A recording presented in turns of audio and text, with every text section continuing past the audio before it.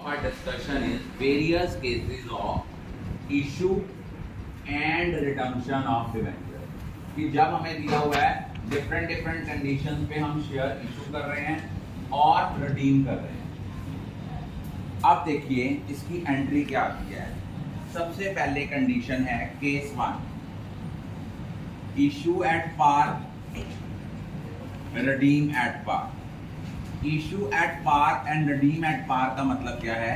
100 का share issue किया, जब हम पेमेंट करेंगे इवन देन हम इसको क्या किस में करेंगे? 100 रुपीज पे।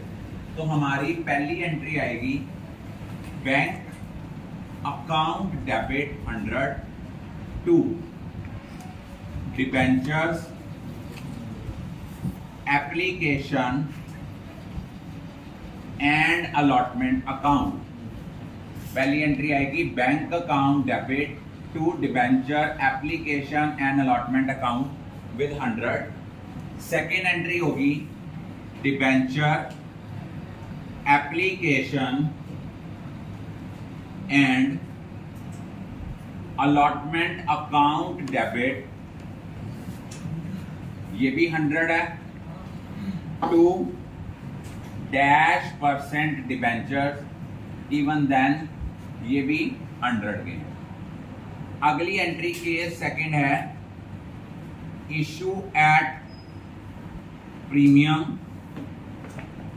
Redeem at par. इशू कर रहे हैं हम प्रीमियम पे, रिडीम कर रहे हैं पार पे।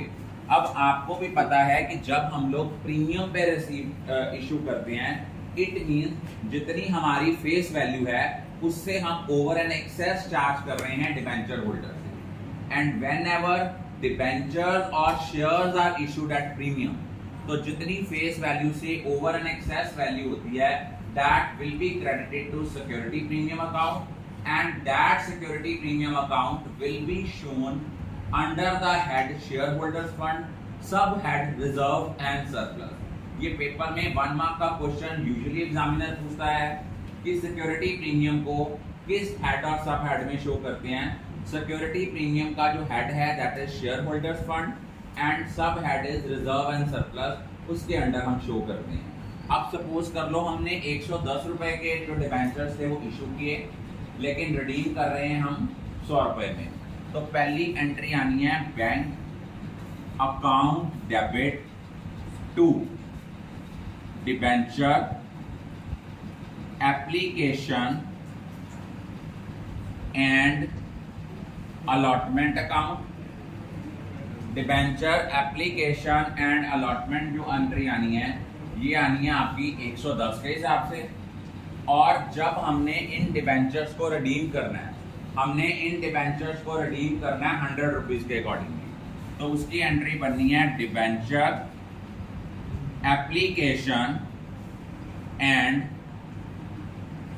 Allotment account debit 110 to -% debentures.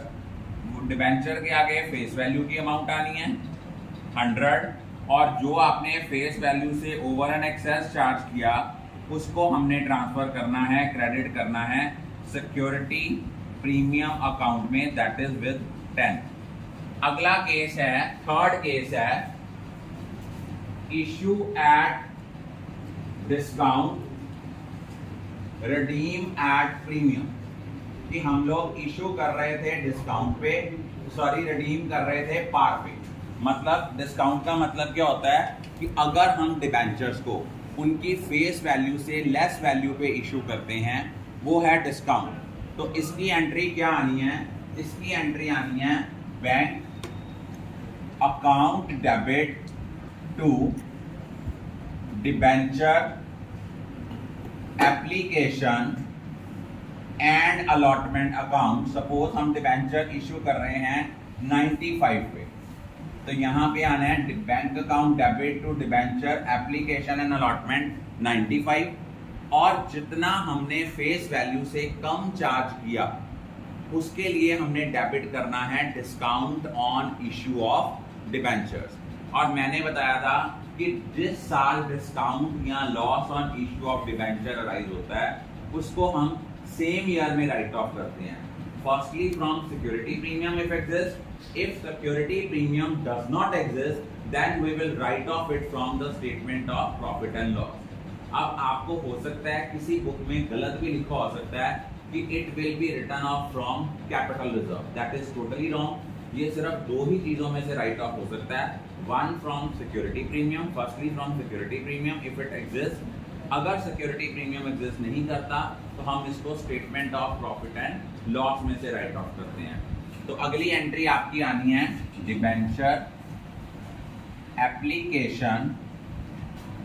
मेरे पास स्पेस कम है, मैंने शॉर्ट फॉर्म यूज किया, आपने नहीं करनी।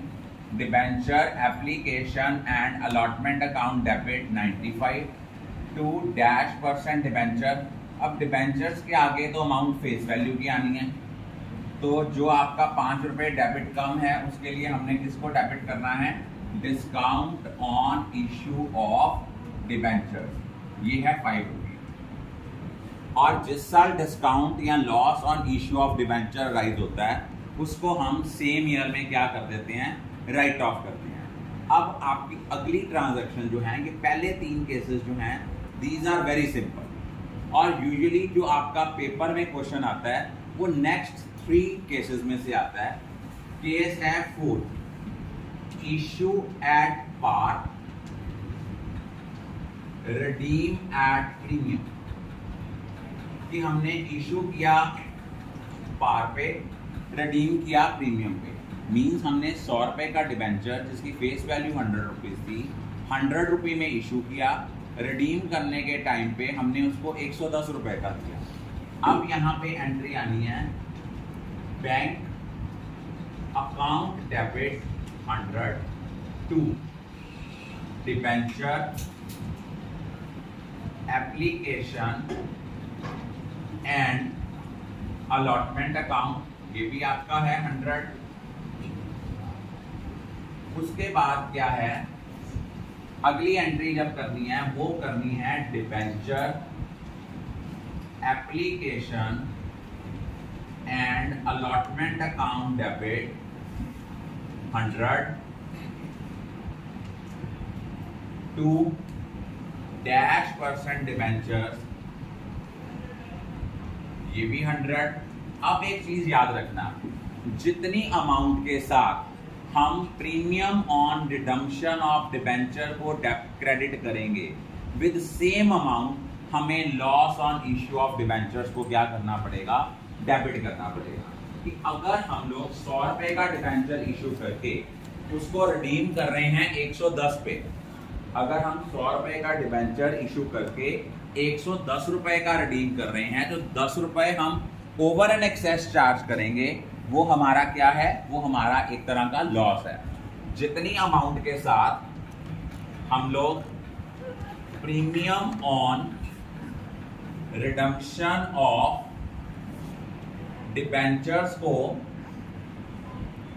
क्रेडिट करेंगे 10 रुपए के साथ, विद सेम अमाउंट हमें क्या डेबिट करना पड़ेगा, loss on issue of debenture.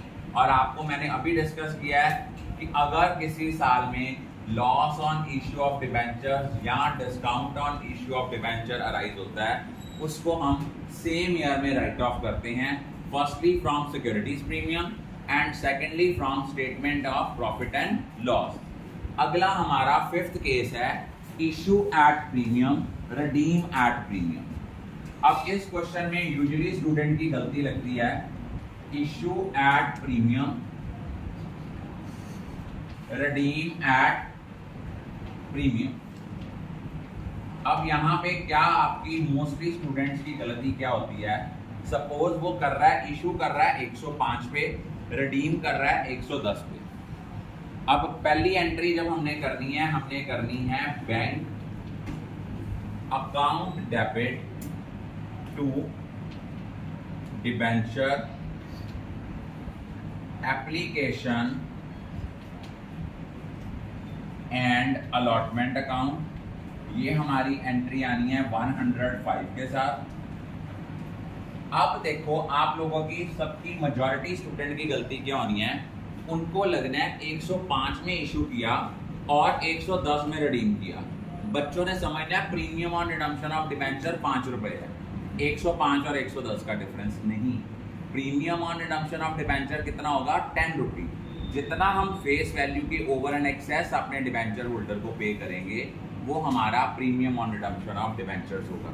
अब देखो यहाँ एंट्री अगली सेकेंड एंट्री की वो क्या आएगी, debenture application and allotment account debit. Debenture application और अलॉटमेंट कितनी है हमारी 105।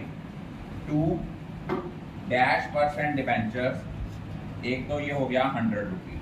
अगर हम डिबेंचर अपनी फेस वैल्यू से ओवर एंड एक्सेस पे इशू करते हैं तो जितनी ओवर एंड एक्सेस अमाउंट होती है वो कहाँ क्रेडिट होती है, सिक्योरिटी प्रीमियम में।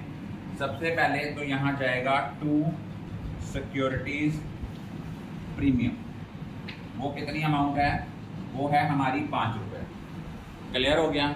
अब हम डिबेंचर रिडीम कितने पे कर रहे हैं, 110 में, तो प्रीमियम ऑन रिडम्पशन कितना है, 10 रुपये होगा, ना कि 5 रुपये।